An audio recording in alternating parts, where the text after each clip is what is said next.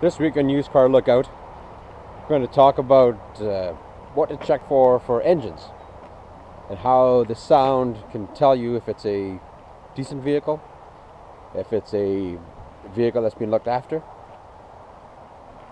There aren't any absolutes or any guarantees. They are mechanical. They can break any time. There's certain things you can check.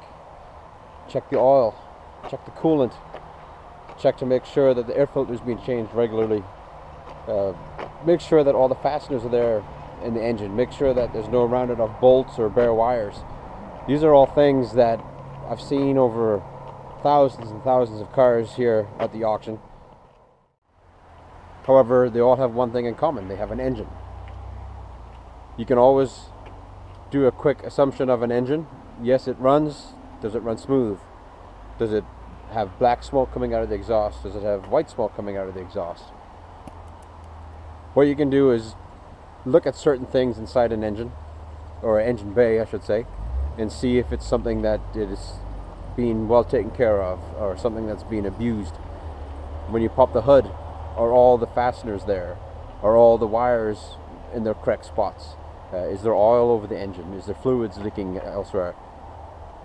I have seen some vehicles that defy logic. Some vehicles like Honda Civics with 430,000 kilometers that still look and sound like they did at 100,000 kilometers. That being said, I've also seen Honda Civics with 70 or 80,000 kilometers that sound like they're, I don't know, a tin can rattling with nuts and bolts in it, ready to fly all over the garage floor. So what we'll try to do is look at a couple of things and see if it might make your buying experience a little bit easier. Alright, I'm sitting inside a Ford Focus, a very popular car. It's got 180,000 kilometers on it. It's a 2006. Let's see what it sounds like.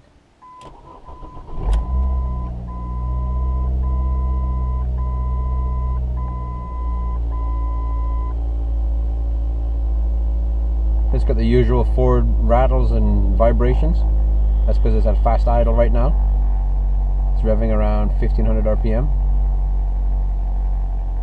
Engine sounds smooth, feels smooth. There's no hiccups, there's no backfiring, there's no hesitations. A little bit of throttle. Revs up willingly. You don't need to rev engines high. Usually you can hear more issues or more problems with an engine at idle.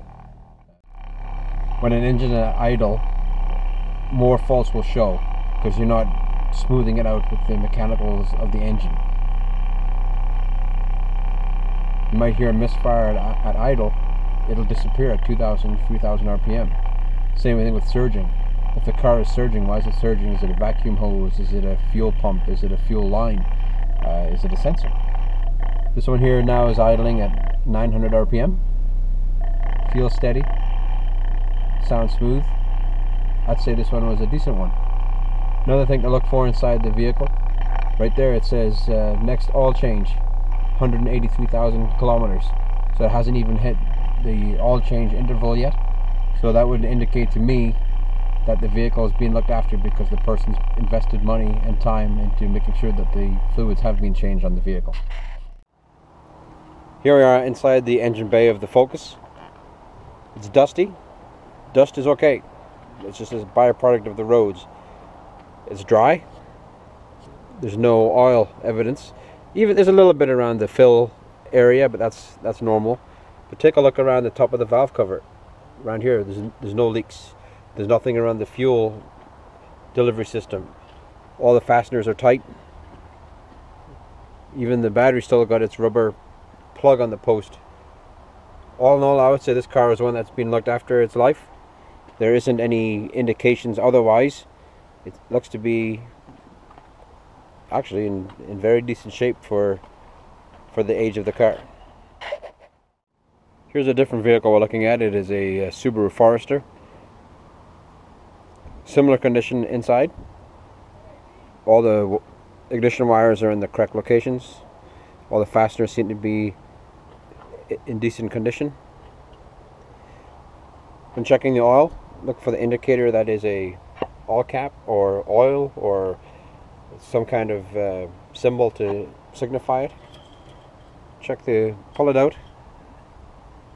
This one here is very low on the stick. It's all the way down at the very end. It should be between those two indents. And the oil looks quite black, so this vehicle is due for an oil change. I would change the oil at a first purchase of a vehicle anyway. Also, one thing that's important when you're popping a hood, make sure you put the hood stand or the prop rod in the right location. This is what it looks like here on the Subaru. It will fit in other locations, but make sure that you put it in the right one for safety. You wouldn't want this falling down on your head. It hurts. It's happened to me twice, and it's not very pleasant. Here we are inside a Toyota Yaris. It is a 2006. It does have 227,000 kilometers on the vehicle. However, the engine sounds very nice.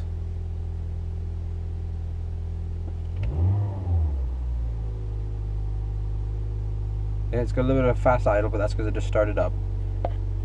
So when you are buying a vehicle, make sure that you check the fluids, you check the oil, you check the coolant, make sure that you do a thorough once over of it to make sure that what you're buying is what you expect. Bring a friend, bring someone that knows vehicles, bring your mechanic. Just make sure that you have the person who's looking it over knows what they're talking about. If you have any questions, come see me at the auction. I'm glad to come around and show you what to look for in a vehicle. I've got no problems. I just want to make sure that everybody has the right buying experience. I'm sure that your colleagues and friends want the same. Spend a little bit of time pre-sale can save you a lot of headache, a lot of heartache, and a lot of time and money. Money can be replaced, time can't. So just try to do a little bit of detective work.